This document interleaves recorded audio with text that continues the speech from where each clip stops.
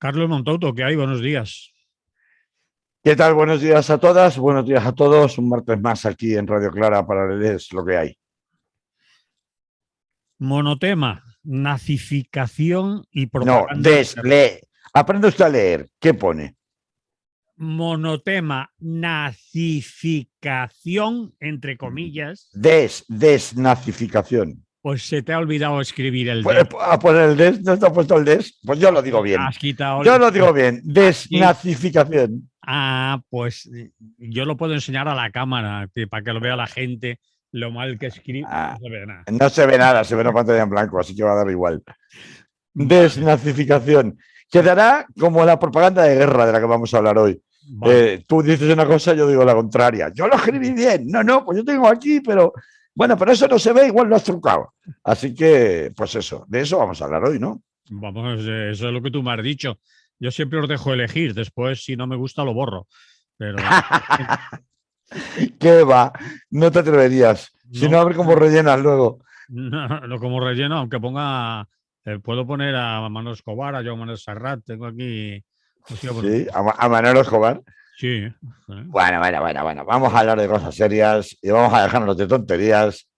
Pues sí, querido, desnazificación, que es un palabra que se ha introducido junto al de genocidio y al de desmilitarización, todo con el des delante, en esta última semana, ¿no? Estas dos últimas semanas.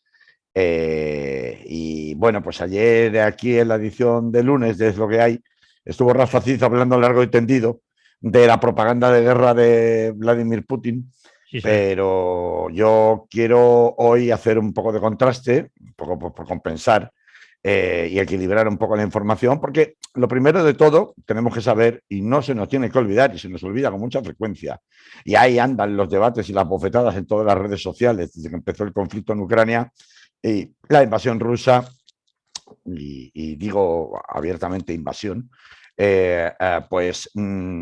prácticamente todo lo que recibimos es propaganda de guerra, sea de un lado o sea de otro. La mayoría de las informaciones están evidentemente orientadas a generar un impacto en la opinión pública en función de en qué lado de la batalla nos pille.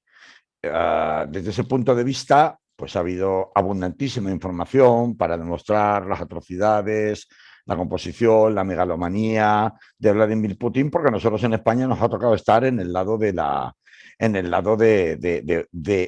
gobierno oficial de Ucrania, vamos a decirlo literalmente así, y por tanto la mayoría de las informaciones que se dan al respecto, pues a ver, suelen pasar por alto porque ahora estamos en momento de conflicto bélico y peligroso además, y esto obliga a posicionarse y a polarizarse, a polarizar la opinión pública, a polarizar la opinión política, a polarizar la actuación de los actores económicos a nivel internacional, a polarizarse incluso hasta en el mundo del deporte, ¿no? Que van a excluir a Rusia y a los clubes rusos y a los deportistas rusos de aquí y de allá. Bueno, yo quiero recordar, partiendo de este argumento central y básico, que es en tiempos de guerra, prácticamente todo de lo que se informa es propaganda de guerra, que mucho antes, incluso de la revolución del Maidán, desde la caída del muro de Berlín, Ucrania ha sido un país con una muy considerable inestabilidad política, empezando por la Revolución Naranja, de la que ya nadie se acuerda en el año 2004, y de la que luego contaré porque llega hasta hoy, sus consecuencias. Ucrania está considerado por la Agencia Transparencia Internacional en su ranking de países más corruptos de toda Europa como el segundo país más corrupto, en una posición que no cambia, solo por detrás de la propia Rusia, hay que decirlo. Y también La quiero propia recordar, Rusia por arriba o por abajo. por arriba, solo por detrás de Rusia, he dicho. Por detrás de Hoy no nos entendemos, ¿eh? No, Bueno, Rusia 1, Ucrania 2, en el ranking de países más corruptos de Europa, según la Agencia de Transparencia Internacional. vale. Estos son rankings de mucho antes de que estallara el conflicto bélico, ¿eh? O sea, no están influidos por el conflicto bélico. Esto no podría, como tal, considerarse propaganda de guerra. Con la propaganda de guerra se omite también algo que siempre sucede, y es que según el color desde el que se mire y desde el lado del prisma del que se mire, o unos son terroristas independientes o por el contrario son valientes patriotas. ¿Por qué uno es valiente patriota o es terrorista independentista? Los prorrusos del Donbass, para una gran parte de la población ucraniana y sobre todo para el gobierno emergido desde la revolución del Maidán en 2014,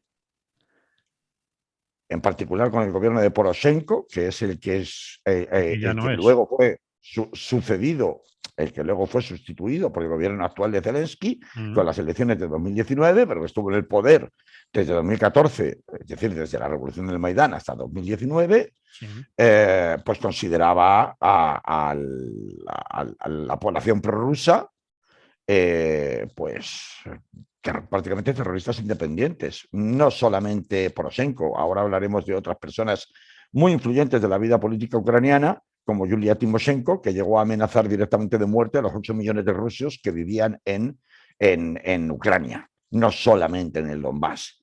Por el contrario, para Rusia...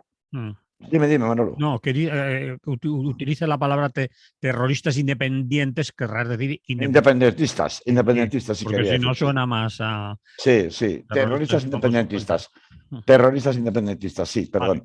Vale. Por el contrario, para Rusia, en la propia demagogia prebélica, porque no es de ahora, siempre han sido considerados valientes patriotas que defendían su derecho a considerarse rusos, que eran constantemente atacados, que han tenido que defenderse, aunque sea con auxilio militar ruso, pero indirecto, sin intervención directa del ejército regular ruso, pero como población civil han tenido que defenderse durante 8 años frente al ejército regular ucraniano, y en consecuencia el ejército regular ucraniano estaba cometiendo actividades, incluso se hablaba de genocidio, por parte de las organizaciones rusas progubernamentales, pro-Putin, durante estos 8 años. Es decir, que el combate que hoy se denuncia desigual entre Ucrania y Rusia era también denunciado, pero al revés, desigual,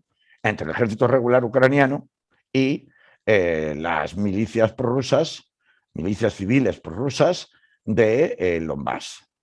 Por tanto, me parece que es conveniente volver a reequilibrar un poco la balanza en medio de tanta publicación unánime de propaganda de guerra, en este caso prooccidental, no para darle la razón ni para justificar, por supuesto que no, porque yo comparto la mayoría de las cosas que dijo ayer Rafa Simpson de cajón, aquí en este mismo espacio, respecto de la actividad de Putin, quién es Putin y qué hay detrás de Putin.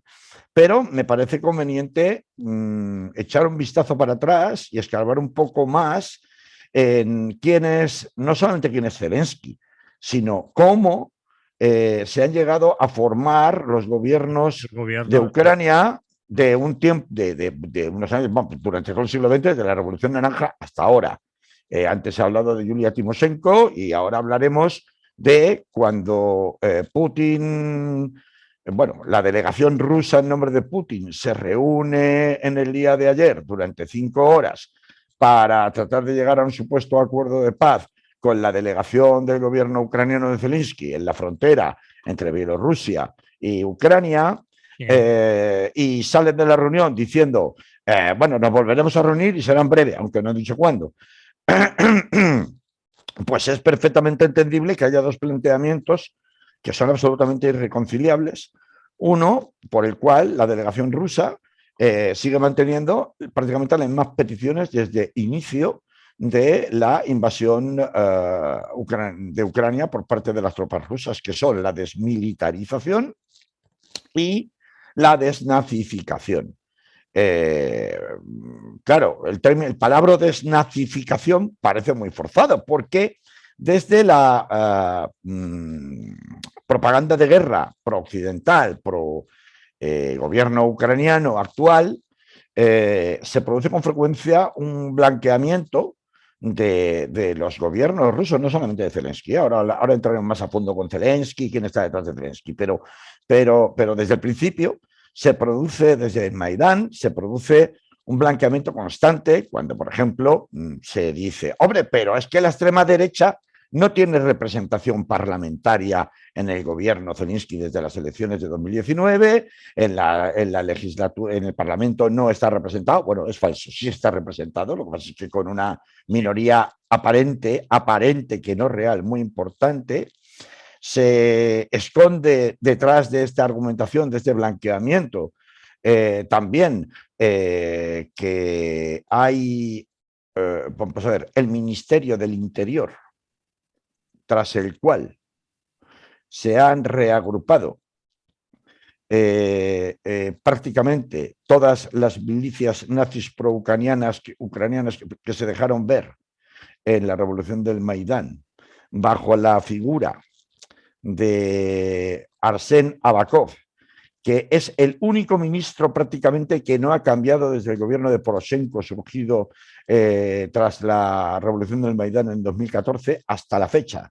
Un personaje clave, un personaje que pertenece al partido Patria, y igual que Yulia Timoshenko, a la que, por ejemplo, aquí versus el viernes pasado, en la tertulia del Jure Directe, acusaba de financiar al batallón Azov y de tener conexiones con el partido Svoboda.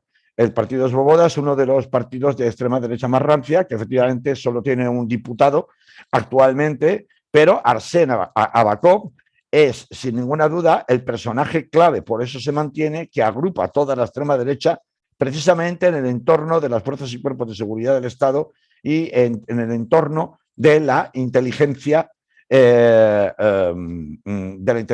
ucraniana, del gobierno ucraniano. Es el único intocable desde el gobierno de Poroshenko hasta el gobierno actual de Zelensky. Bueno, pues cuando se mira todo esto, no comprende que al hablar de desnazificación, a mí no me sirve mucho que me digan, ¿pero cómo? Pero si Zelensky es judío, ¿o cómo? Pero si no hay representación eficaz o efectiva parlamentaria de la extrema derecha en Ucrania. Ucrania es, por tanto, un país verdaderamente democrático. Pues bueno, vamos a ver cómo medimos cuando un país es democrático o no, porque si nos ponemos a hablar de farsas democráticas, pues ciertamente concentrarse en Ucrania sería injusto. Ucrania puede ser un partido, si queréis, falsario, pero es un país con un Estado cuya democracia es una democracia falseada, pero como lo son tantos otros países, donde hay una apariencia de democracia, pero no hay una base democrática real. Yo no me atrevería a afirmar que sea necesario desnazificar un país como Ucrania. Otra cosa distinta, porque es una declaración que luego ha matizado la diplomacia rusa, cuando se refieren a desnazificar y a desmilitarizar, se están refiriendo al gobierno de Ucrania, no a la nación, al Estado ucraniano ni a la población ucraniana, que sería bastante más atinado. Otra cosa muy distinta es quién es Putin para desnazificar nada, y menos invadiendo otro país al que le guste o no, es un país soberano. Porque lo es. Putin tendría que desnazificar también su país, porque tiene un buen racimo de organizaciones. Por supuesto, claro. Y es que estamos hablando de países que básicamente son países, entre comillas, con una tradición bastante similar. En el sentido de que, desde el punto de vista de las democracias del siglo XXI, son países en donde tras la caída del muro de Berlín ha aflorado directamente una constelación de oligarcas, esos que ahora se habla que les van a cortar el flujo financiero y la libertad de movimiento de capitales, con las que se han movido en el caso de los oligarcas rusos, a los que se supone que sirve, a cuyos intereses sirve Putin por todo el mundo, y que se han movido como Pedro por su casa durante tantos años, comprando equipos de fútbol en Inglaterra, haciendo inversiones multimillonarias en todas partes. Aquí en España, por ejemplo, los oligarcas rusos son los dueños de los supermercados Día, o son el accionista principal de Embutidos El Pozo, que son empresas gordísimas, importantísimas en España, que tienen muchísimos miles de trabajadores y que pues ahí están posicionados como se han posicionado en otros países europeos. Es decir, esa libertad de movimiento de capital que se atribuye o se les ha permitido a los oligarcas rusos, que esos no tienen ningún problema en entrar y salir de los distintos países europeos, no tienen problemas de visados, no tienen problemas de nada, y que se supone que se ha acabado a partir de ahora, sería exactamente igual de predicable que de los oligarcas, que del florecimiento de toda una casta de oligarcas ucranianos. El caso más obvio de oligarcas ucranianos, y esto explica por qué hay un enconamiento a nivel personal incluso de un sector de la política ucraniana. No hablo del pueblo, hablo de los agentes políticos representativos en Ucrania. Hay un enconamiento especial con Putin y con los rusos. Es el caso de Yulia Timoshenko. A ver, ¿quién es esta señora? Esta señora, Yulia Timoshenko, se convirtió,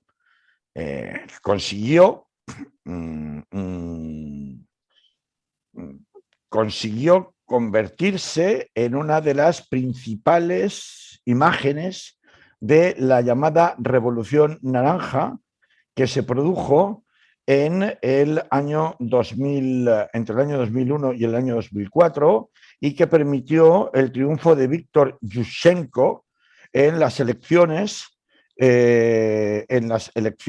de aquel año, que derrocaron al gobierno prorruso de Kuchma, que había sido el gobierno que había más o menos mantenido en la órbita de la desaparecida Unión Soviética, cuando Boris Yeltsin mandaba en la Federación Rusa, hasta pues prácticamente comienzos de siglo, aunque esto se fragua un poco antes.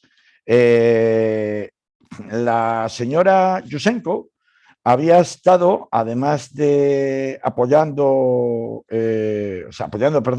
la elección de Víctor Yushchenko, que da la vuelta y saca de la órbita prorrusa a Ucrania por primera vez en la historia. Por eso veis que esta historia viene de largo y hay que hacer un poco de memoria.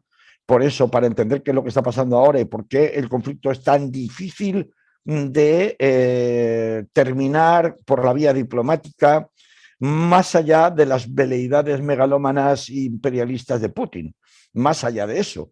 Desde el año 99 al año 2001, la señora Timoshenko fue nombrada viceprimer ministra a cargo de combustibles en el sector de energía del país, bajo su gobierno, bajo el gobierno de Yushchenko, y a partir del 2004-2005, esta señora amasa una fortuna impresionante, de la que luego es arrestada en la propia Rusia con cargos de soborno de funcionarios del Ministerio de Defensa ruso en la última parte de los años 90, cuando ella encabezaba la agencia, las que se dedicaban a comprar energía, sabiendo todos, como sabemos, la importancia geoestratégica para toda Europa que tienen los oleoductos y los gasoductos que pasan por Ucrania desde Rusia camino de Alemania. Por tanto, esta señora amasa una fortuna extraordinaria durante ese periodo de tiempo. Tanto es así que la señora Timoshenko se encuentra en un viaje a Rusia con que es detenida, se le retiran los pasaportes, finalmente se la libera un poco después. Timoshenko también cae en desgracia. La caída de la Revolución Naranja, de los héroes de la Revolución Naranja, se va a hacer puñetas, y en el año 2010 es cuando pierde las elecciones contra Víctor Yanukovych y es formalmente detenida, acusándola de todos los casos de corrupción habidos y por haber a la hora de inflar facturas de forma permanente en la compra y venta y en la gestión de los gasoductos con Rusia, de manera que un poco Yanukovych sigue ya una vez presidente del país prorruso en Ucrania, sigue las investigaciones que previamente habían iniciado los rusos respecto de sobornos y corrupción en el año 2005. A partir de ese momento, la señora Timoshenko se convierte en una feroz enemiga del gobierno ruso. Porque esto es lo que pasa cuando te mueves entre tiburones financieros, entre tiburones corruptos. Que si me tocas el dinero y me tocas la imagen que me permite seguir haciendo ese dinero, por supuesto me voy a vengar. Y a partir de ese momento hay un ir y venir permanente en donde la señora Timoshenko, que es una de las grandes oligarcas del país, no la única, pero una de las grandes oligarcas, sigue siendo, pese a todo, porque consigue con la presión internacional, particularmente de Estados Unidos y de Alemania, para que sea liberada por el gobierno de Yanukovych, consigue ser puesta en libertad, es puesta en libertad, pero reteniendo sus privilegios económicos. Y como se le retienen sus privilegios económicos, evidentemente participa abiertamente en la caída de Víctor Yanukovych en 2014, la famosa revolución del Maidán, y a partir de ese momento se empiezan a financiar de manera decidida y descarada las milicias pronazis, pronacionalistas ucranianas que combatieron con los nazis, pues que dan lugar a lo que hemos visto con el gobierno de Poroshenko y ahora con el gobierno de Zelensky. Estás hablando de Svoboda. De Svoboda, de Patria, que es el partido que funda esta mujer, y estoy hablando de que esto va más lejos, porque sin ir más lejos, ya estando Volodymyr Zelensky como presidente del país, como jefe de Estado, porque es lo que es el jefe de Estado, luego hay un jefe de gobierno, a partir de 2019 se declara como día de conmemoración oficial del nacionalismo ucraniano el día del cumpleaños de Stepan Bandera. Stepan Bandera fue el líder nacionalista que batalló contra la Unión Soviética y colaboró con los nazis a mediados del siglo pasado. Esto no es casualidad.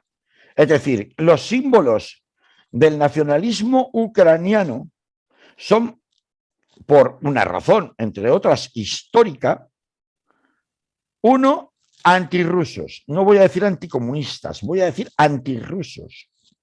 Y dos, por esa conexión histórica con la Segunda Guerra Mundial, símbolos de autoafirmación identitaria y nacionalista emparentados con el mundo nazi. Es más, no solamente la simbología oficial del nacionalismo ucraniano, que se ha mantenido incluso ya con el gobierno Zelensky, está anidado con este recuerdo a Stepan Bandera, a este héroe antisoviético pronazi de la Segunda Guerra Mundial. Pero el escudo ha ido en desgracia, ya no es venerado como era venerado y la han ¿Cómo que no? ¿Cómo que no? Pero si sigue siendo, pero ¿cómo que no? Vamos a ver. Sigue a ver hasta dónde. Vamos a ver, sí, claro. Vamos a ver, no es el único. El escudo del batallón Azov, de hecho, consta de una runa, que es un símbolo ario que utilizaban los nazis, que fue profusamente utilizado por divisiones enteras de las SS o de las Waffen-SS, que era el cuerpo de élite del ejército de Hitler.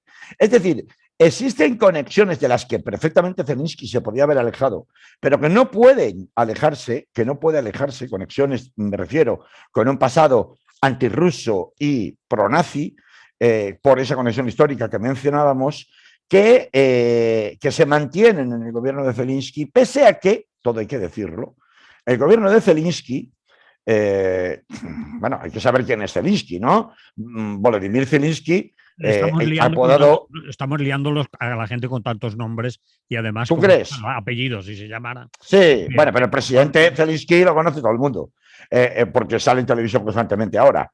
El presidente Zelensky hay que saber que él, apodado el payaso en la propaganda rusa, prorrusa, era un actor y cómico. Bueno, estamos hablando del presidente ahora. Sí, sí, pero sí, sí, claro, Zelensky. Víctor sí, sí. Zelensky o Zelensky.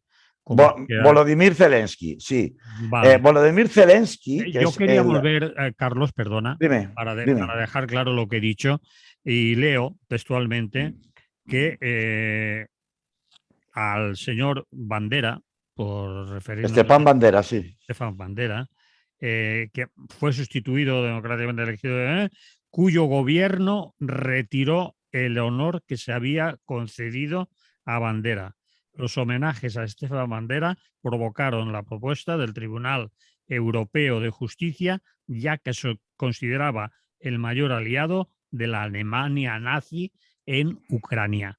Es decir, que llegó un momento en el año 2010 que a Bandera se le dijo: ya no eres nuestro héroe, chaval. Y se le retiraron todos los honores que se le habían concedido por parte de Yanukovych. Claro, pero cuando Yanukovych cae, se mantiene el día de conmemoración de Ucrania, se mantiene haciéndolo coincidir, y eso no ha cambiado con el día de su cumpleaños. Una cosa es que tú le retires los honores oficiales porque tienes que cumplir con una legislación europea, y otra cosa muy distinta es que tú modifiques esa simbología equiparando, igual que aquí, el Día de la Hispanidad, el Día de la Patria Española, se hace coincidir con el aniversario del descubrimiento de América con Colón, que es el 12 de octubre. Yo solo quería dejar un poco de constancia de que Bandera cayó en desgracia, entre otras cosas, porque el Tribunal de Justicia de la Unión Europea dijo que ese señor no podía seguir ahí porque se le consideraba un aliado de la Alemania nazi en Ucrania. Así que todo lo que era de líder con honores y tal se vino abajo. Y yo quiero insistirte con que desde que cayó Yanukovych y llegó Poroshenko, se instauró el día de conmemoración oficial del nacionalismo ucraniano, el día del cumpleaños de Stepan Bandera, no es casualidad. Y eso se ha mantenido con Zelensky, que es a donde íbamos a pasar ahora. Vale, ahora que es Zelensky. Vamos a ver. El presidente Zelensky es un actor y cómico de televisión que protagonizó una serie en los tiempos de Poroshenko como presidente, es decir, entre 2014 y 2019, es decir, allí al lado, una serie de televisión de varias temporadas de mucho éxito, en donde encarnaba a una persona que llegaba de golpe a ser presidente del gobierno de Ucrania. Correcto. ¿Vale? Y era una especie de serie medio cómica, un poco de acción, al estilo, pues qué sé yo, estoy pensando en una especie de Schwarzenegger que aparecía con armas, disparando en mitad del Parlamento, etcétera, etcétera, y era pues una ficción. Bueno, la ficción, la serie de hecho se llamaba exactamente igual que con el partido populista con el que luego se presentó, Servidor del Pueblo o Siervo del Pueblo, en otras traducciones del nombre del partido político y de la serie, pero es el mismo nombre. Este señor se presenta de una manera totalmente imprevisible, gana de una manera arrasadora las elecciones de 2019 y cuando en principio se suponía que la contienda electoral se iba a medir principalmente entre el Partido de Solidaridad Europea de Poroshenko, que era el partido oficialista, porque era cuando salía del gobierno y se presentó a la reelección, y el partido de Yulia Timoshenko. El partido de Yulia Timoshenko que mencionaba se llama Patria, y el partido de Petro Poroshenko se llama Solidaridad Europea. Y tiene como una especie así de fachada pseudo socialdemócrata, etcétera, etcétera, mientras que el partido Patria de Yulia Timoshenko, desde el punto de vista político, es un partido de orientación conservadora liberal, para que nos entendamos, Patria, ¿vale? Del actual presidente, del que estás hablando, que has dicho que ganó de manera arrasadora, vamos a decir los datos, el 73,22%. en segunda vuelta, pero el 72 Sí, sí. es decir, Bueno, un que ganó. 43 con un 43,16% en realidad de escaños tiene. Bueno, tiene mayoría absoluta, porque tiene mayoría absoluta y arrasó de manera totalmente imprevista, porque desplazó el eje de discusión que había histórico hasta la fecha y obtuvo mayoría absoluta y además de eso era un partido de nuevo cuño. Entonces, ¿este partido de dónde sale? Bueno, este partido sale de una especie de amalgama con una estrategia populista, con una lucha anticorrupción que está copiada del guión de la serie de televisión, Sí. precisamente por el desgaste de corrupción que todos los distintos gobiernos políticos que había tenido Ucrania desde los años 90, desde que alcanza tras la caída de la Unión Soviética en 1991, recobra la independencia, hasta ahora, todos los gobiernos habían tenido un desgaste terrible por razón de la corrupción. Entonces, presentándose como una alternativa populista de integración transversal que solo se define por la lucha anticorrupción y por querer entrar en la Unión Europea, cosa que hemos visto recientemente repetir a Zelensky apelando a la comunidad internacional para que le dejen entrar de manera inmediata a la Unión Europea, cosa que es una, bueno, en fin, No va a producto ser de la posible. desesperación del momento, producto de la desesperación del momento, pues solo con eso, qué harto tenía que estar la población ucraniana para acabar votando una alternativa tan meliflua desde el punto de vista de solidez político y de seriedad, de rigor, como esta, en lugar de los políticos tradicionales como Poroshenko o la Yulia Timoshenko que he mencionado, ¿no? ¿Podemos tachar entonces a Ucrania de una sociedad nazi, de una sociedad no democrática? ¿Cumple o no cumple los valores mínimos exigibles a una democracia estándar? Pues hombre, si por elegir a un actor como presidente de un país tenemos que rechazar en el estándar internacional de democracias a un país. Pues vete a Estados Unidos y a Ronald Reagan. Efectivamente, es que por eso es un silencio, para que completaras tú la frase, ¿no? O vamos a ver, si negamos la legitimidad soberana y democrática de un país a Zelensky en Ucrania, ¿qué tenemos que hacer con un personaje como el primer ministro británico, el señor Boris Johnson? Otro payaso. No lo digo yo, lo dice la prensa de su propio país. Los tabloides, bueno, la prensa. Claro, bueno, no, la prensa, pero no de ahora, desde que era alcalde de Londres, ¿no? Por mentiroso, empezamos a echar gente por mentiroso y a tirar la democracia de abajo. Hombre, quiero decir, no parece desde ese punto de vista que la sociedad ucraniana, más desesperada o menos en manos de una clase política absolutamente corrupta, emanada exactamente igual que la clase política rusa del desmembramiento de la Unión Soviética con la aparición de oligarcas que se han enriquecido a costa de la corrupción, exactamente igual que la ex Unión Soviética y por tanto la Federación Rusa del señor Vladimir Putin, pues podamos concluir de ello que es una sociedad especialmente pro-nazi ni nada por el estilo.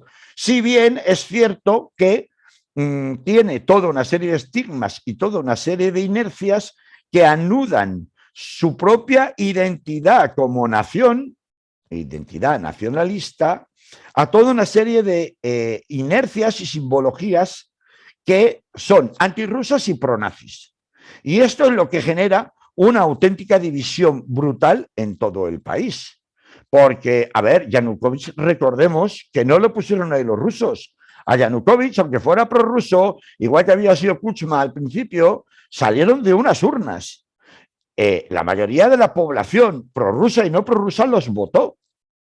A Zelensky, que en principio, en teoría, no se presentaba con un cartel específicamente antirruso, salió de unas urnas y se le ha votado mayoritariamente en unas urnas. Por tanto, vamos a apartar un poco la propaganda de guerra. Ni unos son tan buenos ni los otros son tan malos. Todos tienen sus razones. Tiene sus razones, evidentemente, las zonas prorrusas limítrofes del Donbass en el sentido de sentirse agredidos durante 8 años y de ahí la acusación exagerada de genocidio, pero ciertamente durante 8 años ha habido un combate desigual. Sí. Es verdad que es propaganda de guerra. Utilizar esa confusión de simbologías identitarias pagadas, con las que, por cierto, la OTAN no tuvo ningún problema de utilizar, ni Alemania tampoco, en la revolución del Maidán, banderas nazis incluidas, que de aquellos polvos estos lodos. Claro que no. Pero también es verdad que, aunque sea propaganda en el sentido de que no se puede generalizar que toda la población ucraniana sea antirrusa, etcétera, etcétera, por definición, ni siquiera aquella que forma parte identitaria de la zona este del país, de la zona oeste del país, la más cercana a Polonia y la más cercana a Alemania, etcétera, etcétera. No obstante, también es cierto que, hombre, algo de necesidad de limpieza democrática debería exigirse a los gobiernos ucranianos respecto a la contaminación que tienen y la financiación que tienen de la extrema derecha. Se sabe que ha habido campamentos de extrema derecha que hasta los tristes acontecimientos actuales han estado entrenando gente de extrema derecha, no solamente el batallón Azov, en Ucrania para exportar a otras extremas derechas o para practicar o entrenar militarmente otras extremas derechas europeas. Es decir, que Ucrania ha sido base y campamento permitido del adoctrinamiento y entrenamiento militar de la extrema derecha europea, esto es verdad. Y esto no es propaganda que se han inventado los rusos. Lo que pasa es que los rusos lo utilizan en su propio beneficio para tratar de ganar una batalla que ya han perdido de entrada, que es la de la opinión pública internacional. Porque nadie le compra el discurso a un autoritario, a un autócrata como Putin, de que pretende por valores morales evitar desmilitarizar y desnazificar el gobierno ucraniano y las estructuras ucranianas para garantizarse la seguridad de Rusia, en la medida en la que, desde luego, la batalla de la opinión pública, pues Manolo, yo creo que lo hemos visto todos, ¿no? La tiene totalmente perdida. Es decir, la gente lo que ve somos de impulso primario. Vamos a ver, ¿quién ataca a quién? ¿Y quién es aquí Goliat y quién es David? Pues si el más fuerte es el que inicia el ataque militar contra el más débil, inmediatamente la opinión pública en general se va a poner del lado del más débil. Estamos viendo las bajas civiles que nos muestran constantemente las televisiones estos días. Esto, sin dejar de ser cierto, no deja de ser también propaganda de guerra, y habrá gente a la que no le gusta lo que estoy diciendo, porque no estamos viendo, porque entre otras cosas nos dirán, y con razón, es que el gobierno ruso no permite ni siquiera hablar de la guerra como tal. Y por supuesto no muestra bajas suyas, ni hay imágenes que trasciendan del conflicto bélico que se viene produciendo. Por tanto, unos aprovechan a hacer su jugada de propaganda de guerra, mostrando, están atacando civiles, han bombardeado unos hospitales, han bombardeado un orfanato que se conoció ayer, etcétera, etcétera, mientras que la propaganda de guerra desde el lado ruso, por mucho que pueda calar entre algunos sectores de la izquierda rojiparda europea que vemos de una manera además furiosa defender la operación militar especial, como le llama Putin, del ejército ruso, bajo el argumento de ¿y tú más? ¿Y la OTAN qué? ¿Y la OTAN qué? ¿Y la OTAN qué? Sí, bueno, sí, lo que tú quieras, pero al final el que está atacando militarmente ahora mismo es la Rusia de Putin. Y claro, alguien dirá también, porque se ha visto, bueno, pero es que en esta propaganda uniforme del lado de los aparentemente débiles que son Ucrania, pues se están no contando otras cosas, como por ejemplo los incidentes racistas de la policía polaca en la frontera entre Ucrania y Polonia, impidiendo a los refugiados que huían de Ucrania la mayoría de ellos estudiantes extranjeros negros, acceder a Polonia porque eran negros y solo blancos, solo blancos. Es decir, y esto nadie dice nada y hay centenares de, bueno, no sé si centenares, pero tantos, pero bastantes vídeos circulando al respecto de estos incidentes. No se está contando cómo Biden ha estado, el ejército de Estados Unidos ha estado haciendo bombardeos selectivos y no tan selectivos en Somalia la semana pasada. Esto tampoco se está contando. Entonces, estamos ahora mismo con una propaganda de guerra absoluta que se basa generalmente, como todas las buenas propagandas, en medias verdades, tanto por el lado ruso como por el lado ucraniano y todos quienes están detrás apoyando el bando ucraniano, que es la OTAN, y los intereses de Estados Unidos y de la Unión Europea, y esto también hay que decirlo. Ucrania se había convertido a lo largo de todo el siglo XXI, pero principalmente a partir de la revolución del Maidán, en el gran campamento de la Unión Europea de adoctrinamiento y de entrenamiento militar de la extrema derecha de toda Europa. Y esto con consentimiento del gobierno ucraniano desde el Ministerio del Interior. Por eso no hace falta que haya representación parlamentaria en Ucrania de los partidos que se identifican como emblema absoluto, entre otras cosas porque era muy perjudicial para los intereses de pasar a formar parte de Ucrania, de pasar a formar parte de la OTAN y de la Unión Europea, cosa que hubiera sido absolutamente inviable de hacerlo de una manera tan clara. Pero ¿de qué importa esto si están detrás de la, si en definitiva están totalmente infiltrados y con puestos de responsabilidad tras el Ministerio del Interior inamovible de Arsena Avakov, tras los intereses del partido Patria de Yulia Timoshenko que los financia, etcétera, etcétera? Por tanto, no solamente entonces se menciona el batallón Azov, pero es que hay más. Hay más formaciones paramilitares de extrema derecha en Ucrania, también de singularidades parecidas. Fíjate, Manolo, es más, he dicho ayer ha habido unas conversaciones supuestamente de paz que se volverán a retomar en los próximos días entre la delegación del gobierno ruso y la delegación del gobierno ucraniano. Sí. Pero mientras tanto está habiendo un movimiento de internacionalización de la guerra por parte de Rusia consistente en, uno, Bielorrusia cambia su estatus de potencia no nuclear a potencia nuclear para poder alojar armamento nuclear disuasorio desde su territorio, armamento nuclear ruso, evidentemente. Dos, ya se ha encontrado, ya se ha visto cómo bueno, se ha detectado, es lo que quería decir, tropas chechenas, el famoso escuadrón de la muerte checheno, en los bosques de Ucrania, en el norte de Kiev, lo cual es extraordinariamente peligroso, y de aquí el enconamiento que decía y la poca confianza que hay en estas conversaciones de paz, por mucho que los mercados financieros dicen que esto va a durar poco y que esto se van a arreglar enseguida, que al final todo es cuestión de dinero, pero en el momento que intervienen, que se solapa una guerra civil dentro de otra guerra civil, que es lo que puede acabar pasando, y ahora explico por qué lo digo, pues la cosa se puede complicar mucho más.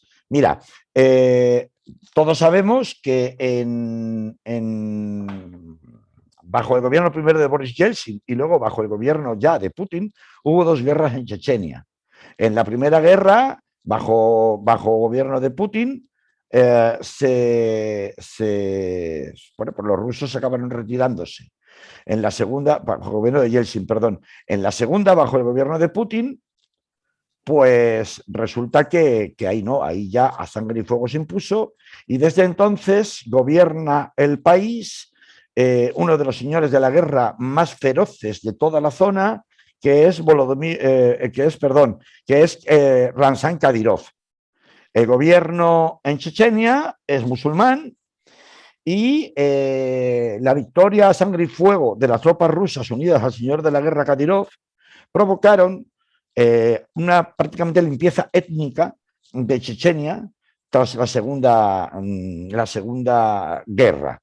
Ello hizo que más de 100.000 chechenos tuvieran que escapar, refugiándose la mayoría de ellos en Dinamarca. Bueno, pues los 10.000 soldados de élite enviados por el ejército checheno a tierra ucraniana para combatir con los rusos y en particular para cazar, literalmente la expresión que se utiliza, son cazadores.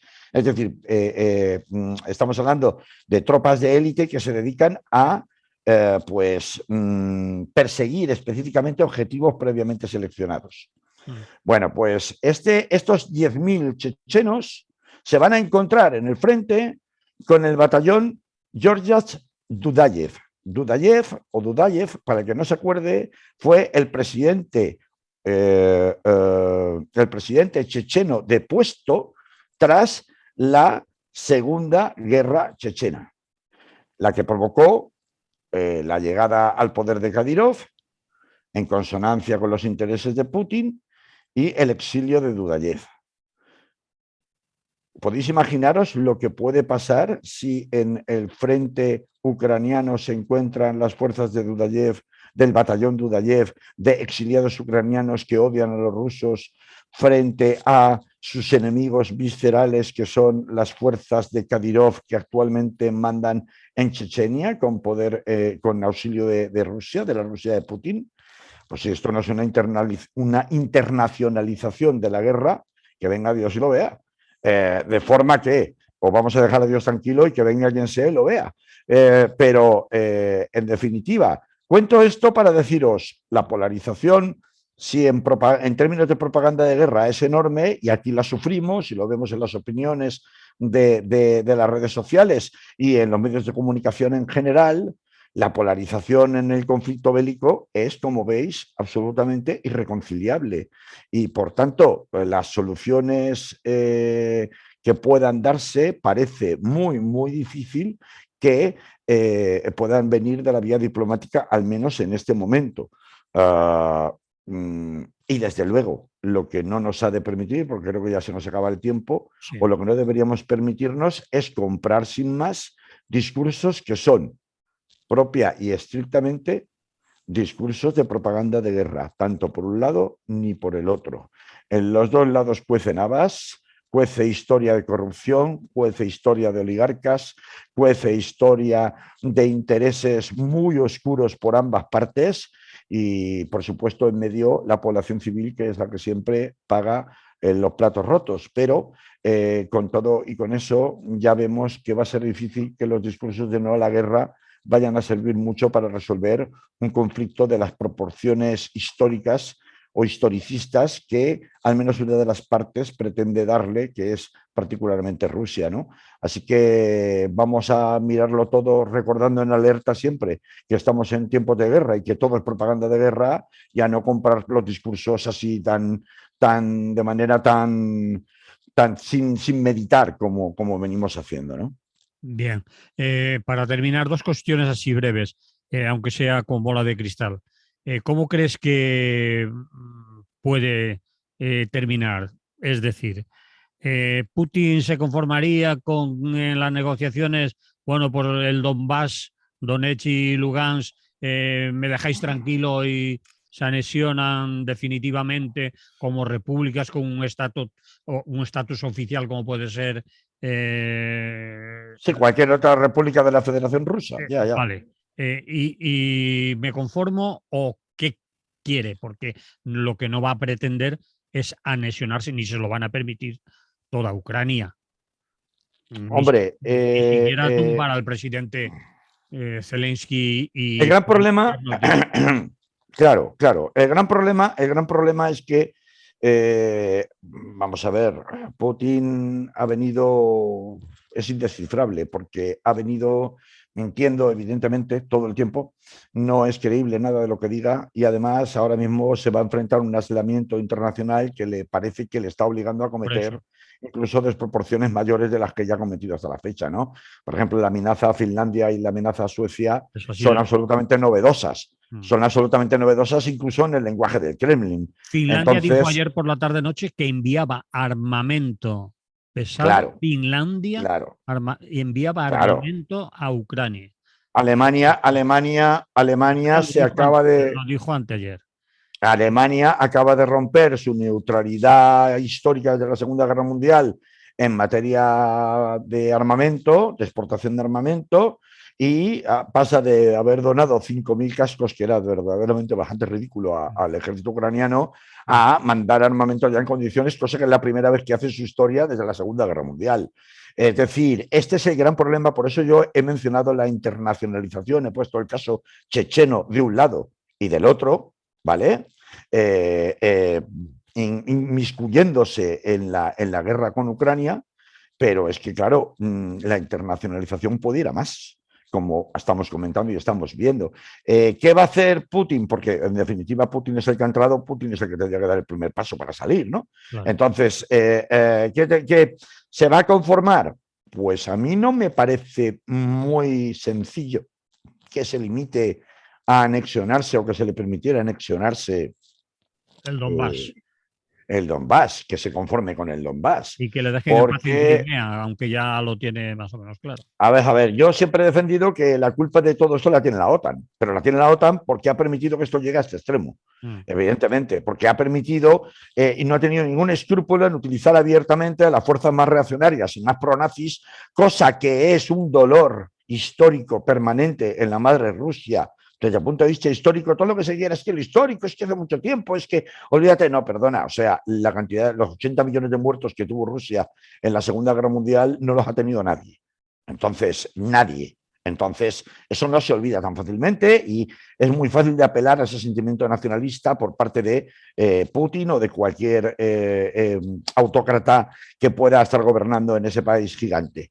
Por tanto, a mí no me parece muy factible que sin determinadas garantías de desmilitarización, es decir, de desmantelamiento del ejército ucraniano, por lo menos con su estructura actual, pueda aceptar Putin simplemente quedarse con el Donbass, porque no es más que correr la frontera un poquito más para allá, pero el problema sigue estando ahí igualmente.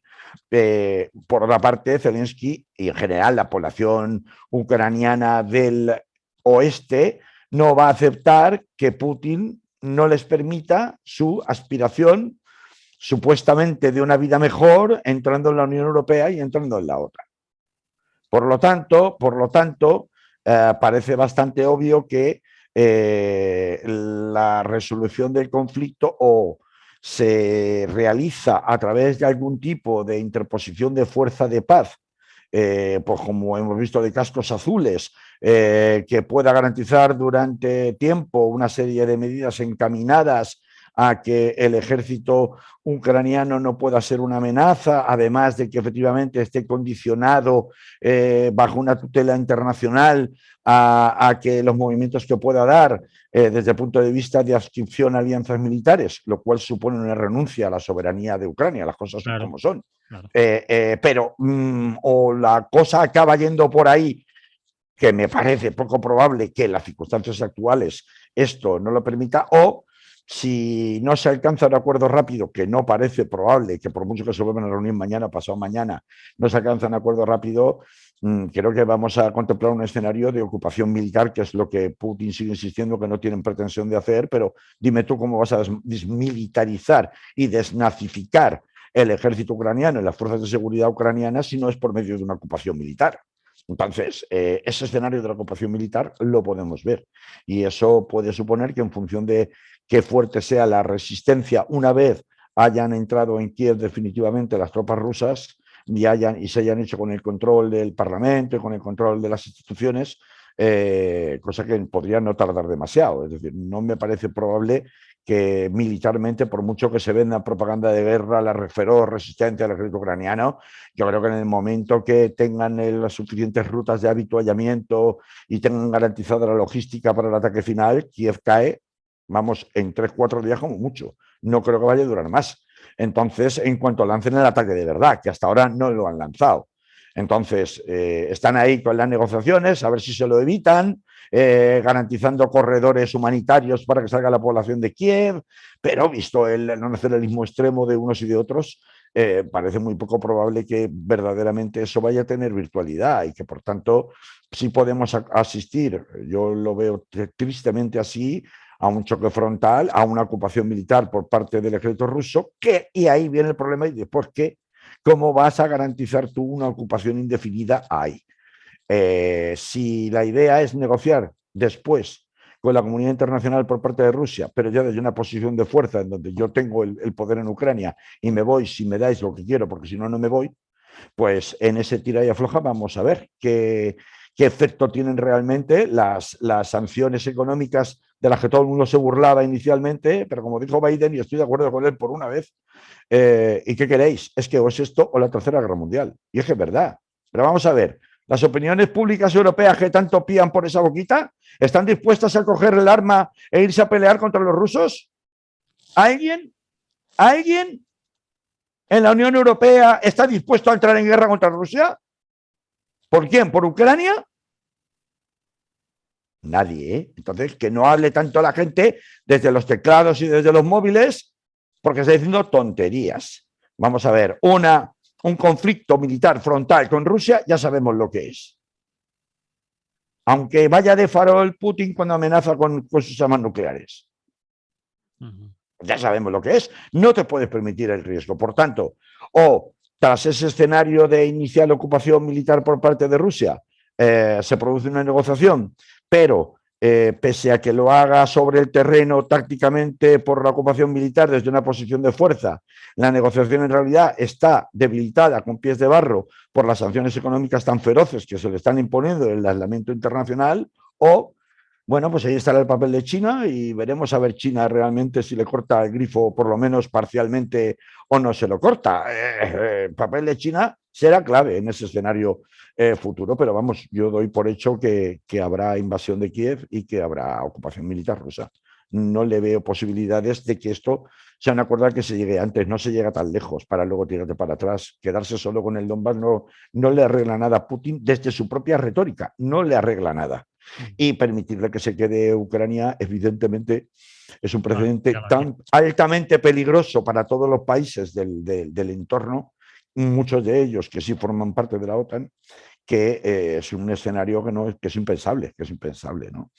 Entonces, pues bueno, pues ahí estamos. Vamos a ver qué pasa. Ya seguiremos hablando de esto porque también es elucubrar. La gente ya sí, es elucubrar. Yo quería hablar de propaganda de guerra y de historia de Ucrania porque prácticamente nadie está contando todo. O sea, ¿tú has oído hablar de la Revolución Naranja estos días de Ucrania? No, pero porque yo tengo memoria, yo me acuerdo de la Revolución Naranja.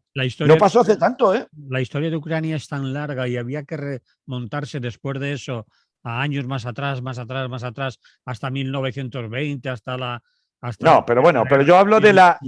No, pero yo no me estoy remontando tanto. Yo me estoy remontando a la democracia. No, pero yo hablo del periodo de democracia desde 1991. Claro, no es tanto, no es tanto. Pero ¿tú has visto en algún telediario alguien que haya dicho algo de la Revolución Naranja? ¿Alguien que haya mencionado a Yulia, por ejemplo? ¿A Timoshenko? A nadie. Bueno, nadie, o sea, a ver, pero vamos a ver. Pero que quizás no quieran hacer como nosotros, liar a la gente con nombres que no se llamen Pepito y Juanito, porque claro, pero hacemos una simplificación y entonces ya podemos construir el relato del bueno y el malo. Pues eso es lo que se llama propaganda de guerra y eso es lo que yo quería terminar de contar aquí hoy. Vale, lo dejamos porque nos pasamos y nos echamos. Pues sí, vale. Claro que sí. Hasta la próxima. Hasta la semana que viene. Salud. Salud. Bueno, ya nos hemos ido de la radio, que ya nos va a Muy bien. Y nos vamos también de aquí de la conexión porque tengo llamadas de teléfono pendientes que responder. Pues vale, Carlos. Vale, venga, hablamos más la semana que viene. Un abrazo, hasta luego. Hasta luego.